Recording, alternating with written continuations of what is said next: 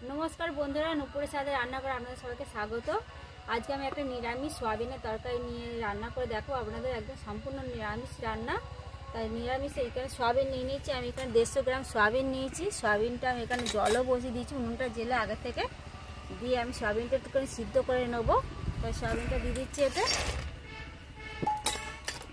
সিদ্ধ হতে হতে ততক্ষণ আমি একটা মশলা রেডি করে নেব বন্ধুরা। তা মশলা করার জন্য আমি এখানে একটা মিক্সচারের বাটি নিয়ে নিয়েছি। মিক্সচারের বাটির মধ্যে যে মশলাটা করব সেগুলো উপকরণ দিয়ে দেবো। এবার আমি এখানে চালমগজ নিয়েছি একটা বড় চামচে 1 চামচের মতো সবটা দিয়ে দিচ্ছি চালমগজটা। এখানে গোটা চায় কাজু বাদাম নিয়েছি সেটাও দিয়ে দিচ্ছি। এখানে একটা পোস্ত প্যাকেট নিয়েছি সেটাও দিয়ে দিচ্ছি। সব 1 চামচ মতো নিয়েছি।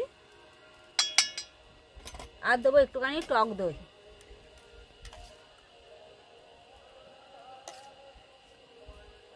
একটু টক দই দিয়ে দিয়েছি আর দেবো গোটা গোটা কাঁচা লঙ্কা।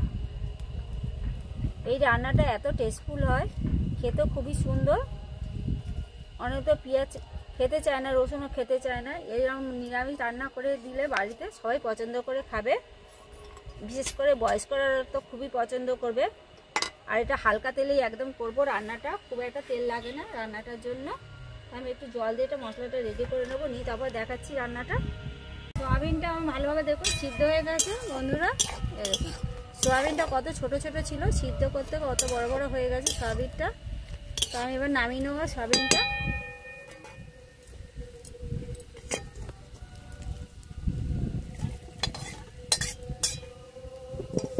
নামিয়ে কড়াটা একটু মুছে নেবো ভালোভাবে। একটু তেল গরম করতে বসিয়ে দেবো, দিয়ে তেল গরম বসিয়ে দিয়ে এটা একটু ঠান্ডা জল দিয়ে ভালো করে ধুয়ে নেবো। ধুয়ে জলটা ঝরিয়ে নেবো। তাই সাদা তেলটা আগে গরম করতে দিয়ে দিচ্ছি কড়াইতে। সাদা তেলটা গরম করতে দিয়ে দিয়েছি। এবার আমি একটুখানি ঠান্ডা জল দিয়ে এটা ভালোভাবে ধুয়ে নেবো।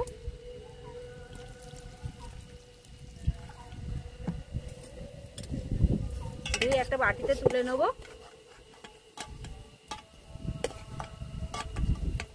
যে সোয়াবিনের যে কাঁচা গন্ধটা না ধুলে ভালোভাবে যে কাঁচা গন্ধটা ছাড়বে, খেতে ভালো লাগবে না। এই সোয়াবিনের যে কাঁচা গন্ধটা ভালোভাবে ধুয়ে পরিষ্কার করে নিতে হবে।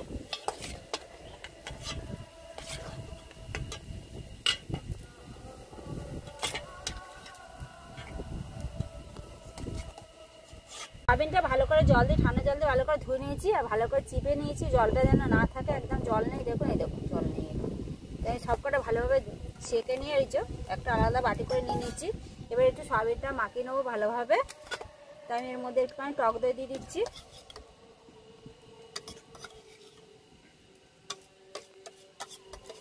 সব টক দইটা আমি দিয়ে দিচ্ছি এতে। একটু টক দই দিয়ে দিয়েছি। সামান্য অল্প করে একটুখানি জিরে গুঁড়ো দেবো। একটু অল্প করে কাশ্মীরি লঙ্কার গুঁড়ো দিয়ে দিচ্ছি। আর দিচ্ছি কর্নফ্লাওয়ার দিচ্ছি একটুখানি অল্প করে মাখানোর জন্য। আর যদি না ঘরে না থাকে ময়দা দিয়েও মাখতে পারেন, নাহলে বেসন দিয়েও মাখতে পারেন। এটা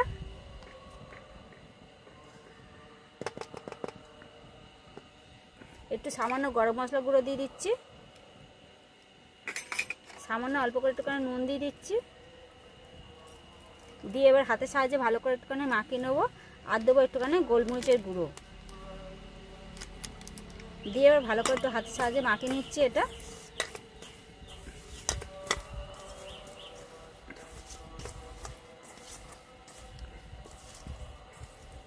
এই যে ভালোভাবে মাখানো হয়ে গেছে, এরকমভাবে মাখিয়ে নিতে হবে।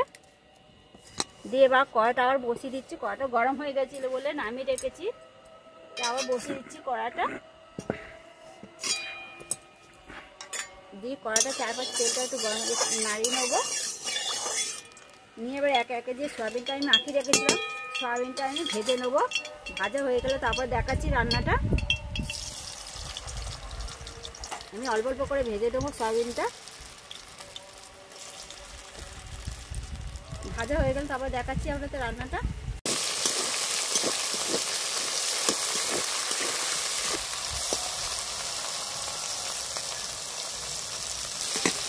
আর সোয়াবিন কটা ভাজা হয়ে গেছে, এই ভাজা তুলে নেবো। এবার তুলে নিয়ে আবার রান্নাটা আবার দেখাচ্ছি আপনাদের। কড়াটা একটু লেগে ধরেছে, তো কড়াটা ভালো করে ধুয়ে নিই, তারপর দেখাবো রান্নাটা।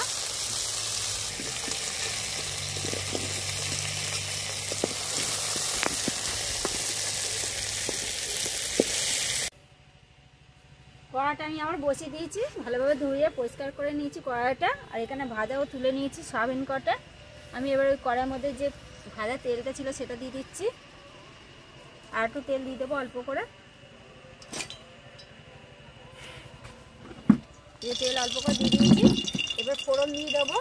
এখানে দুটো তেজপাতা নিয়েছি, তেজপাতাটা একটু ছিঁড়ে দিচ্ছি। তেজপাতাটা দুটো তেজপাতা দিয়ে দিচ্ছি। আর এখানে নিচে এলাচ নিয়েছি, দারচিনি আর লবঙ্গ নিয়েছি, সেটাও দিয়ে দিচ্ছি। এতে একটুখানি জিরে দিয়ে দিচ্ছি ফোড়নের সময়, দিয়ে ওই ভালো করে একটুখানি নেড়ে নেবো মশলাটা।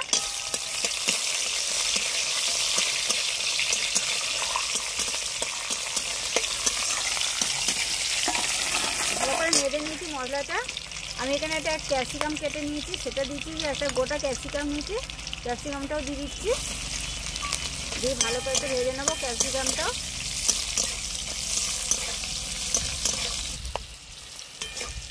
ক্যাপসিকামটা ভালোভাবে ভেজে নিয়েছি বন্ধুরা, দেখুন এই দেখুন ভালোভাবে ভেজে নিয়েছি। আর ক্যাপসিকাম ভালো করেটা যা ভাজতে হবে তা না, অল্প হালকা করে ভেজে নিলেই হবে।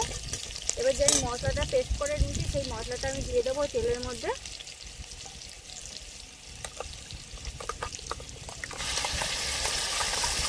সব মশলাটাই দিয়ে দেবো আমি, দিয়ে ভালো করে আরেকবার নেড়ে নেবো মশলাটা। আর এতে যে মশলাটা লেগে আছে একটু জল দিয়ে ভালো করে ধুয়ে নেবো, ধুয়ে এই জলটা দিয়ে দেবো ওতে।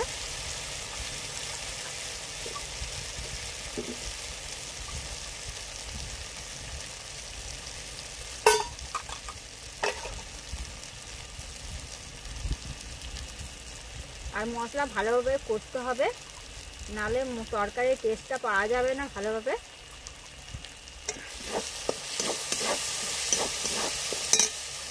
এই জলটা দিয়ে দিচ্ছি, মশলা দেওয়ার জলটা দিয়ে এবার ভালোভাবে মশলাটা কষে নেবো। এবার একটা একটা সব মশলা দিয়ে দেবো ওর মধ্যে। এবার অল্প করে একটু নুন দিয়ে দিচ্ছি, ভাজার সময় নুন দেওয়া আছে বলে তাই অল্প করে মশলায় নুনটা দিয়ে দিচ্ছি। আর অল্প করে একটুখানি কাশ্মীরি লঙ্কার গুঁড়ো দিয়ে দিচ্ছি, রঙটা কালারটা ভালো আছে বলে। একদম হালকা করে দেবো, বেশি দেবো না।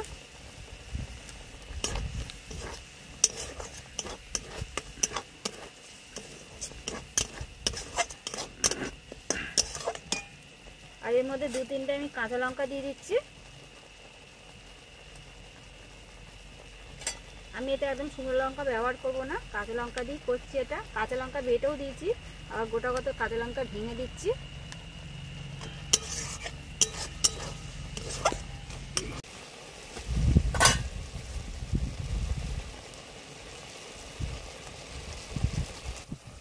মশলাটা ভালোভাবে কষানো হয়ে গেছে, দেখুন মশলার গা থেকে অনেকটা তেলও ছেড়ে এসেছে মশলার। আর এখানে যে সয়াবিনটা আমি ভেজে রেখেছিলাম সেই সয়াবিনটা মশলার মধ্যে দিয়ে দিচ্ছি। সবটা দিয়ে ভালোভাবে কষে নেবো সয়াবিনের সাথে মশলাটা। আর এই রান্নাটা রুটি বা পরোটার সাথে ভালো লাগে খেতে, সাদা ভাতের সাথেও ভালো লাগবে খেতে এটা। এবার অল্প করে একটুখানি চিনি দেবো, টক দই দেওয়া আছে বলে তাই মিষ্টি একটু সামান্য অল্প করে দিতে হবে, তো অল্প করে একদম মিষ্টিটা দিয়ে দিচ্ছি। এই যে অল্প করে একটুখানি মিষ্টি দিয়ে দিচ্ছি, ব্যালেন্সটা আসবে বলে, মশলাটা সব রকম দেওয়া আছে বলে।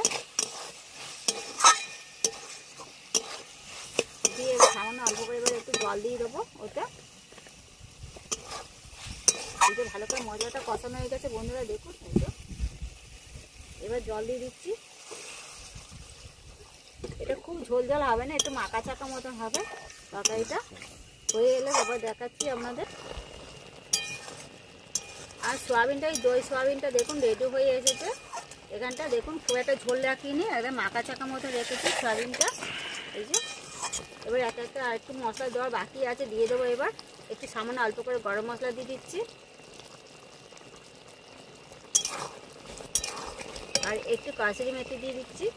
কাসুরি মেথিটা একটু হাত দিয়ে ভালো করে একটু গুঁড়ো করে নিলে ভালো হবে, তাহলে টেস্টটা আরও বেশি বাড়বে। এই যে হাতের মধ্যে গুঁড়ো করে নিয়েছি, নিয়ে দিয়ে দিচ্ছি। এবার আমার রেডি হয়ে গেছে, এটা আমি নামিয়ে তারপরে আপনাদের দেখাচ্ছি।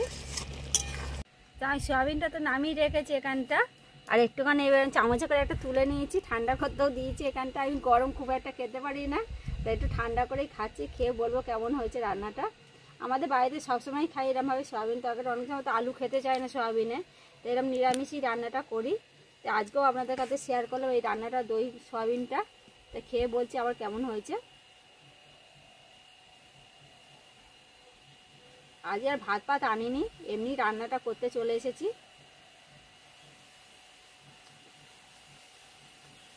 কি বলবো, আমি রান্না করেছি বলে না, এত সুন্দর রান্নাটা হয়েছে, খেতে অসাধারণ হয়েছে। আপনারা এই রান্নাটা পরোটা বা রুটির সাথে খাবেন, খুবই ভালো লাগবে, সাদা ভাত দিয়েও ভালো লাগবে। আর আমার এই সয়াবিন রান্নাটা যদি আপনাদের ভালো লাগে অবশ্যই কমেন্ট করে জানাবেন, আর ভালো লাগলে লাইক শেয়ার করে দেবেন। এরকম নতুন নতুন রেসিপি তো আমাদের সাবস্ক্রাইব পাশে থাকা বেল আইকনটি প্রেস করে দেবেন। আবার নতুন রেসিপি নিয়ে পরের ভিডিওতে দেখা হবে।